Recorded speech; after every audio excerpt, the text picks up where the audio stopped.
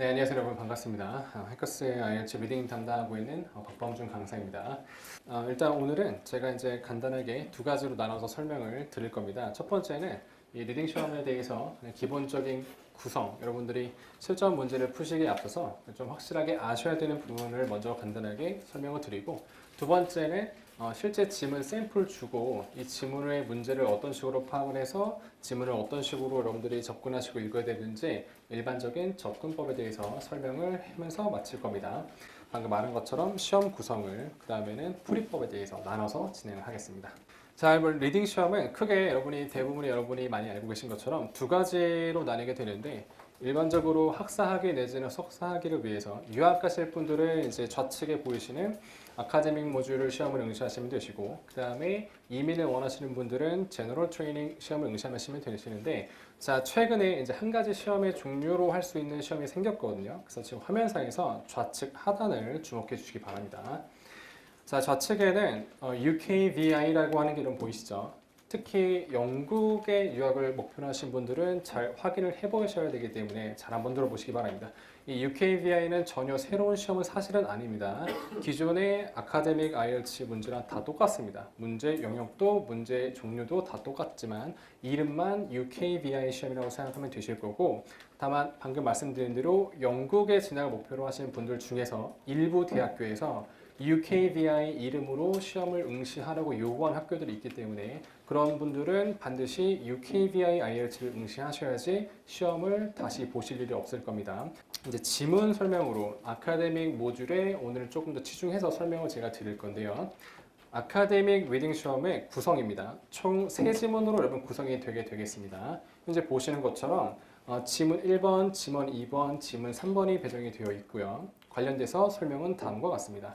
1번 지문은 현재 좌측 박스에 보시는 것처럼 13문제가 배정이 되고, 2번 지문도 마찬가지로 13문제 배정이고요. 마지막 세 번째 지문은 14문항 배정이 되어 있어서 총 40문제를 여러분들이 풀어주시면 되십니다. 이때 한 가지만 좀 기억을 해봅시다. 40문제가 출제가 되는데 이 시험에서의 점수는 1문제당 그냥 1점입니다. 다시 시험은 난이도가 어려운 문제가 있고 난이도가 쉬운 문제가 있기 마련인데, 이 시험 같은 경우에는 배점의 가중치가 없고 한 문제면 몇 점을 준다고 했죠? 방금? 1점을 주기 때문에 여러분들이 시험장 가셨을 때, 자, 어려운 문제를 3개 맞는 것과 쉬운 문제 10개 맞는 것, 뭐가 나한테는 더 유리한 것이죠? 쉬운 문제를 10개, 즉 쉬운 문제를 최대한 단시간에 차라리 많이 맞는 게 중요할 겁니다. 그래서 가장 기본적인 여러분들이 시험장 가셔서 해줘야 되실 접근 방식은 쉬운 문제를 최대한 많이 맞자. 이 IELTS 리딩에서 출제가 되고 있는 문제의 특성을 이해하셔야지 여러분들이 문제 읽기를 무작정 하는 것이 아니고 효과적으로 할 수가 있습니다. 자, 이제부터 드릴 문제, IELTS 리딩에서의 문제 유형의 설명을 잘 한번 들어보시기 바랍니다.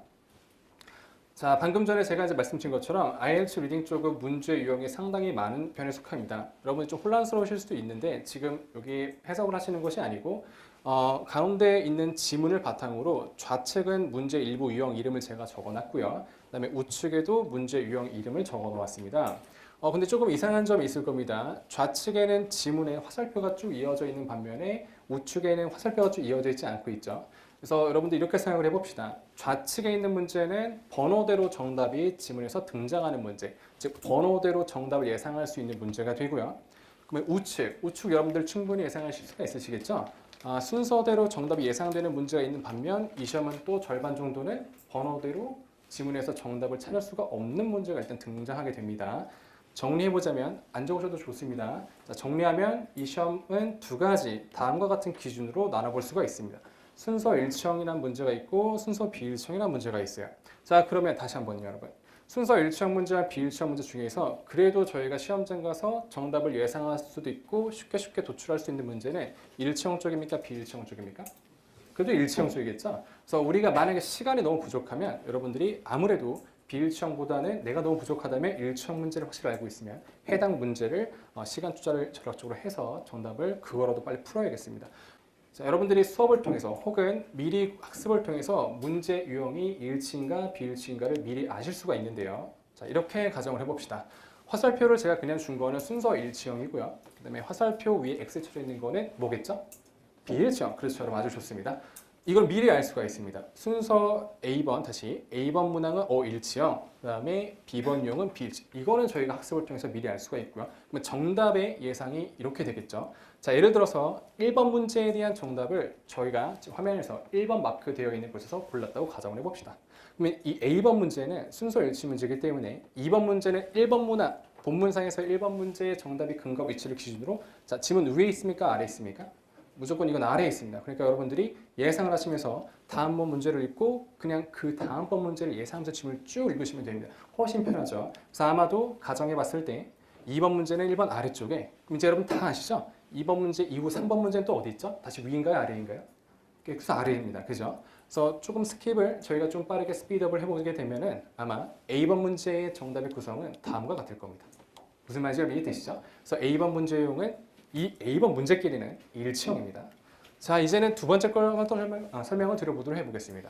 이 B번 유형은 순서 비일치라고 말씀드렸기 때문에 가령 여러분 7번 문제의 정답을 해당 7번이 마크되어 있는 곳에서 내가 골랐다고 가정을 해봅시다. 자, 그런데 이 문제는 이미 저희가 알고 있어요. 얘는 비일치이다. 그러면 8번 문제는 반드시 7번을 기준으로 위에 있습니까? 아래에 있습니까? 알 수가 없습니까? 우리 실제로 알 수가 없습니다. 지금 시험의 특성을 이해하시는 거기 때문에 헷갈리지 않으셔도 좋아요. 비일치 문제는 그러면 8번 문제의 정답이 가령 오히려 지문 가장 상단에 9번 문제는 오히려 7번 하단에 나머지도 우리가 스피드업을 시켜서 돌려보겠습니다. 13번까지의 정답의 구성은 다음과 같이 지켜줄 수가 있겠습니다. 그렇죠? 자, 그런데 그럼 여러분 여기서 이제 아신 거는 일치형 문제와 비일치 문제가 저렇게 이제 나뉜다는 것이구나 이해가 되셨을 거고요. 여기서 한 가지 더 짚고 넘어갈 사항이 있습니다.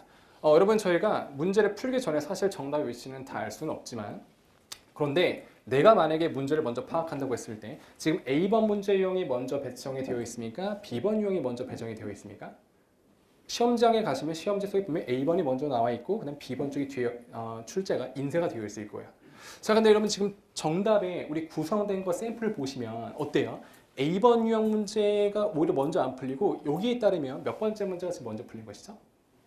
8번, 즉 8번은 B번 유형이지 않습니까? 그래서 8번 문제가 먼저 풀리고 그 다음에 다시 A번 유형이 풀리고 자, 그럼 여기서 알 수 있는 거는 우리가 문제 유형별로 순서적인 관계는 사실 풀기 전에는 절대적으로 알 수가 없습니다. 그래서 주의점, 여러분들이 문제 유형별로 문제를 예상하시면서 A번 유형 문제 먼저 풀고 그 다음에 B번 유형 문제 풀고 이런 식으로 접근하시면 결과적으로 정답을 여러분들이 찾을 수가 없어요. 자, 그래서 하나만 지금 그냥 기억을 합시다. 유형별로는 저희가 순서 관계를 알 수가 없기 때문에 여러분들이 실제 고득점, 정말 말 그대로 고득점, 지문을 한번 읽으셔서 모든 문제의 정답을 원하신다면, 찾으려고 한다면 이 모든 문제 유형을 따로 푸시면 안 되고 그냥 기억 한 번을 합시다. 모든 문제를 동시에 풀이하는 거를 여러분들이 연습을 해주셔야 되시고 이 동시에 푼다고 하는 거는 제가 추후에 좀 이따가 설명을 드릴 거니까 계속해서 지켜봐 주기 바랍니다. 이제는 제가 이제 샘플 문제를 드리고 문제 파악부터 지문 파악의 방식을 일반적으로 설명을 드릴 건데 저희 하나만 가정하고 들어가 보도록 하겠습니다. 방금 말씀드린 것처럼 우리는 지문 읽기 전 문제를 먼저 보고 전략을 짤 건데 지금 가정할 거는요. 자, 모든 문제가 내가 봤더니 미리 학습을 해봤더니 이 문제는 하나의 지문이 순서 일치형 문제로만 구성이 되어 있을 경우에 대해서 그냥 가정을 해서 문제를 풀어볼 겁니다. 다시 저희가 문제 유형을 학습을 미리 할 거고요. 그럼 여러분들이 미리 알 수가 있습니다. 이 문제는 모두 다 일치형 문제이다. 자, 샘플 지문 가겠습니다. Reading passage 1. 아까 보신 대로 하나의 지문이 두 페이지로 구성이 되어 있고요. 우측에는 문제가 있습니다. 여러분 보시는 바와 같이 지금 문제는 몇 가지 유형이 되어 있죠? 세 가지 문제 유형이고요. 각 문제별로 번호가 마크되어 있는 거는 A번은 1번부터 5번, B번은 6번부터 9번, C번은 10번부터 13번. 그렇죠? 세 가지로 잘 나뉘어져 있습니다. 자, 우리는 미리 알 수가 있습니다. 자, 화살표가 직선으로 처리된 얘기는 여러분 아까 보셨기 때문에 전부 다 모인 걸 알 수 있죠? 이 문제는 순서 일치 문제예요. 그렇죠? 자, 그렇지만 우리는 A, B, C 서로의 관계를 모르지만 A번은 적어도 1번부터 5번까지는 번호대로, B번도 번호대로, C번도 자신들끼리는 번호대로 출제가 되는 걸 미리 알 수가 있습니다. 그렇죠? 자, 그러면 다시요. 제가 좀 키를 잘못 눌렀네요, 여러분. 다시 한번 봅시다.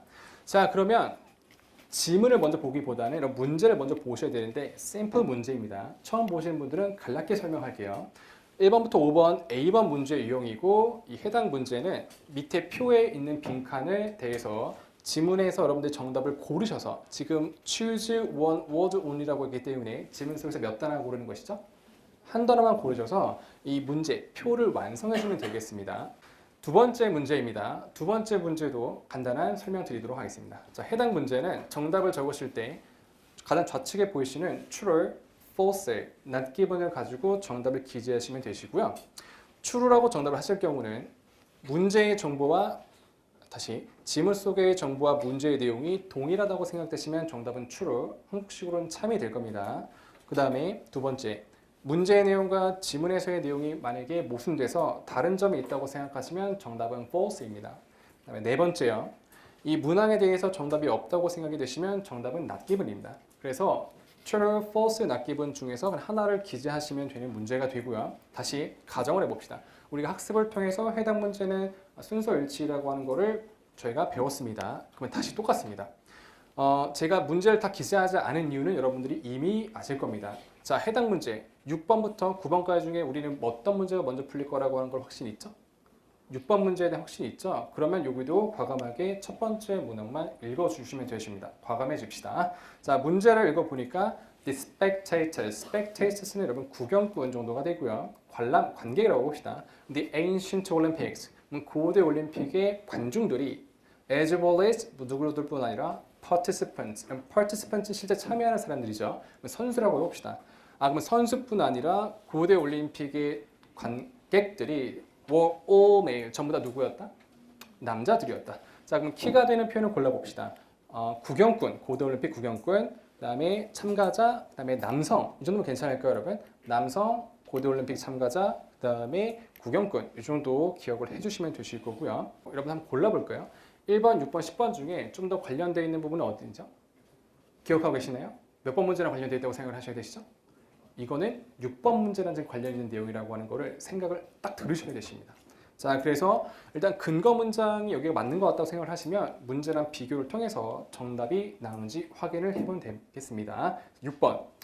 고대 올림픽의 참여자뿐 아니라 관객들도 전부 다 그 당시에는 남성들이었다. 근거는 여성들은 참여도 못하고 올 수도 없었기 때문에 남성이 모든 거를 다 했다라고 판단할 수 있는 근거가 되겠죠. 자, 그럼 6번 문제는 정답이 맞으면 일치하면 true, 맞지 않으면 false, 없는 내용 같으면 not given이었죠. 그럼 해당 문제 정답을 뭐를 적으시면 제일 좋겠죠? 정답은 true가 되겠죠. 마지막으로 저희가 여러 가지 문제 유형이 하나의 질문에 나왔을 때 모든 문제를 따로따로 풉니까? 유형별로? 아니면 동시에 풀어야 됩니까?